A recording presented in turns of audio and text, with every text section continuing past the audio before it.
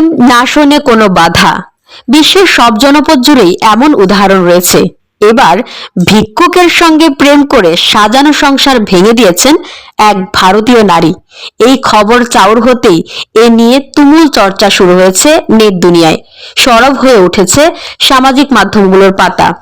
ভারতের বিভিন্ন সংবাদ গণমাধ্যমের প্রতিবেদন অনুযায়ী এই ঘটনাটি ঘটেছে উত্তরপ্রদেশের হরদৌয়ে। সেখানের এক বিবাহিত নারী বাসায় আসা ভিক্ষুকের সঙ্গে প্রেমের সম্পর্কে জড়িয়ে পড়েন।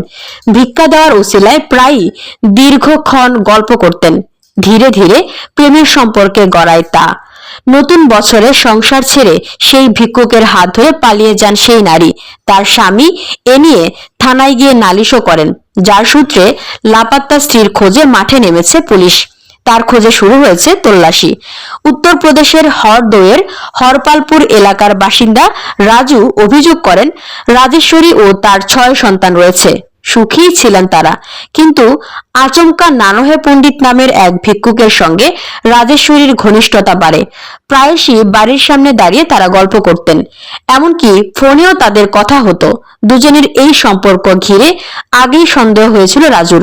তার ধারণা, নানহে পণ্ডিতের সঙ্গেই রাজেশ্বরী পালিয়ে গেছেন। এ নিয়ে থানায় অভিযোগও দায়ের করেছেন।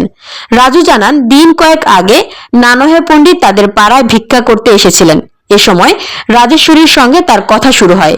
3 জানুয়ারি রাজেশ্বরী বাজারে যাওয়ার নাম করে বাড়ি থেকে বের হয়ে যান।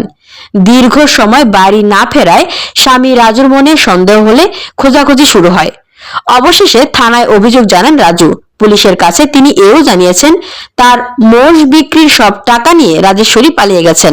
থানায় ভিক্ষুকের বিরুদ্ধে স্ত্রীকে অপহরণের অভিযোগ দায়ের করেছেন রাজু। ভারতের ন্যায় সংহিতার 87 ধারায় মামলা করেছেন Raju. BOD Bangla news desk.